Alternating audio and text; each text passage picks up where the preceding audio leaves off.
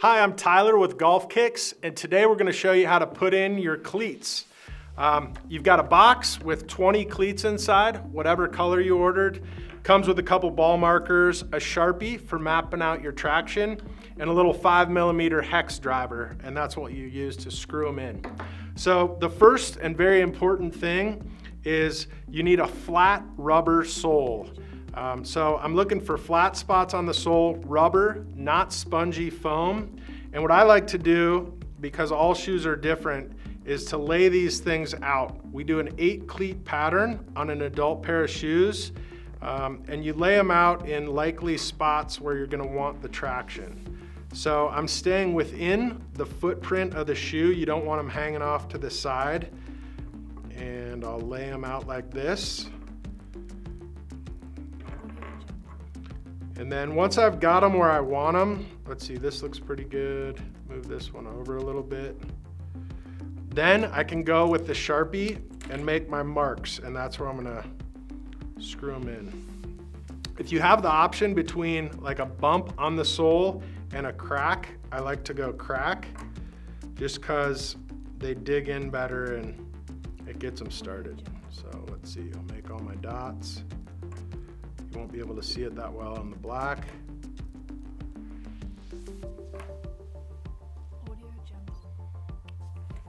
All right, now I've got my traction. 5mm hex. A lot of times it helps to have back pressure. So I'm gonna put my hand inside the shoe and I'll just do one of them here so you can see how it works. These have this metallic core center, so it has kind of a sharp bladed edge. I'm pushing back from inside the shoe with my hand and just kind of taking it slow. You'll feel it start to dig in. And I want it to be nice and flush. So you can even use your fingers, but once it's in there nice and flush, that's what you're looking for to keep them in. So again, I'm on my second mark.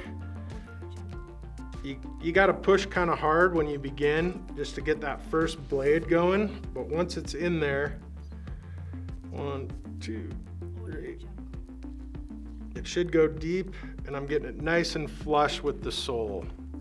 So you can see that one in there tight. You can give it another like quarter turn if you want. And there you go. All right, so now you got your pair of shoes done, all golf kicked, spiked up, 8 cleats in. Here's a few of the questions we get. So this set of Tinker 3s you saw has an air bladder. These screws are only 7mm long, so it won't reach the air bladder on the 3s. Some of the new Nikes have a really close to the sole air bladder. Those you don't want to use. Just hit us up with questions anytime, info@golfkicks.com. We've got a great shoe guru, Matt, who will help you out. We get some questions, should I use glue? So glue can help really lock them into the sole, especially if you have a flexible sole like a skate shoe or rainbow flip-flops are an example, Vans are an example.